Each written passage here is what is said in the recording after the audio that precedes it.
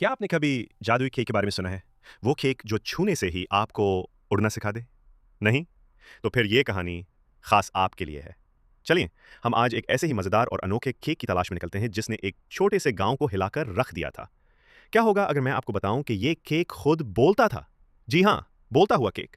तो तैयार हो जाएँ क्योंकि ये कहानी आपको हँसने पर मजबूर कर देगी।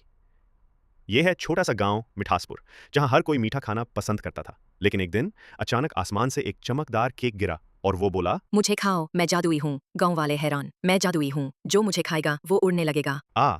एक बच्चे छोटों ने टक खाया और ओ मेरे अल्लाह, वो हवा में तैरने लगा। क्या आप तसव्वुर कर सकते हैं? उड़ता हुआ बच्चा और नीचे भागते हुए गाँव वाले? लेकिन मसला ये था कि छोटों को उतरना नहीं आता था। वो दरख्तों से टकराता, परिंदों से लड़ता, यहाँ तक कि एक मर्तबा तो वो एक डरावने बादल के मुंह में जा गया। आखिरकार गाँव वालों ने केक से इल्तिजा की। बोलो मत, बस हमारे बच्चे को नीचे उतार दो। केक ने हंसकर कहा, ठीक है, मैं तुम्हारी मदद करता हूँ। और फिर वो एक सीढ़ी में बदल गया। छोटो नीचे उतर आया और उस दिन के बाद गाँव वालों ने कभी जादुई केक नहीं खाया, सिवाय छोटो के, जो अब भी कभी-कभी छत पर उड़ता हुआ मिल जाता है। तो दोस्तों, क्या आप भी जादुई केक खाना चाहेंगे? याद रखिएगा, अगर कभी आपको बोलता हुआ केक नज़र आए, तो पहले ये वीडियो शेयर कर दीजिएगा। लाइक, शेयर और सब्सक्राइब ज़रूर कीजिएगा।